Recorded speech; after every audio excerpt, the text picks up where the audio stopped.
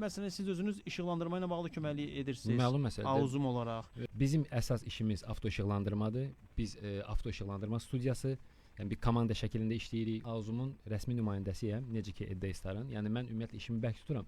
Nümayəndəliyi götürürəm və mən bilirəm ki, mən hansı məhsulla işləyirəm.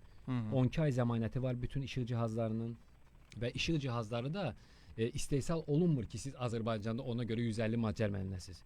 LED lampalardır, biled modullardır. Bunlar istehsal olunur ki, havanın qaranlığı vaxtı sürücü komfortlu avtomobil idarə eləsin. Rahat şəkildə, təhlükəsiz. Nə qədər olub ki, qəza olur deyir, görmədim, vurdum. Görməyəcəksən də, işığın yoxdur axı sənin. Ona görə də hər hansı bir işıq cihazını dəyişən zaman mütləq şəkildə studiya tipli, servis tipli yerlərə müraciət etmək lazımdır ki, işi düzgün olsun.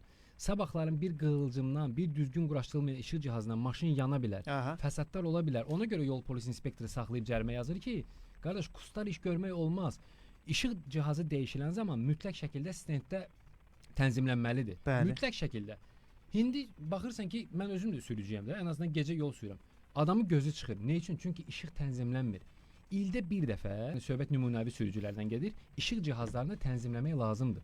Lampanı yolun qırağında dəyişməklə onu idarə eləməklə olmaz. Ən azından bir sürücü irad bildirirsə ki, sən məni narahat edirsənsə, deməli sən düşünməlisən ki, səndə nəsə burada düzgün getmir.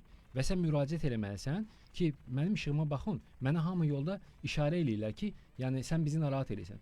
İşığın kölgə bucağı çox aşağıda olanda görüntü məhdudiyyətini azaldırsan. Çünki 60-70 ilə sürət olanda görürsən, amma 100-120-də o sənin üçün azlıq edir, o qalxmalıdır yuxarı. Siz bir dəfə sual vermişdiniz, hansı standartlara görə işıq tənzimlənir? Hər avtomobilin farasında o standartlar qeyd olunub. Onun emmə bucağı -1, -1.5, -2 və s. Və o standartlara görə avtomobilə individual tənzimləmə seçir. Hətta biz bura gələndə Hüseyin bəyə bir dostu yazmışdı ki, F10-dur məndə adaptiv faradır. Adaptiv biləndə elə bilirlər ki, öz-özündə tənzimləyir. Hətta ən bahalı belə Audi Matrix farası olsun, istər-istəməz mexaniki tənzimləmə istəyir. Və o mexaniki tənzimləməni işini bilən mütəxəssis onu stenddə tənzimləyib təhvil verir ki, siz havanın qaranlığı vaxtı komfortlu avtomobil idarə eləyəsiniz.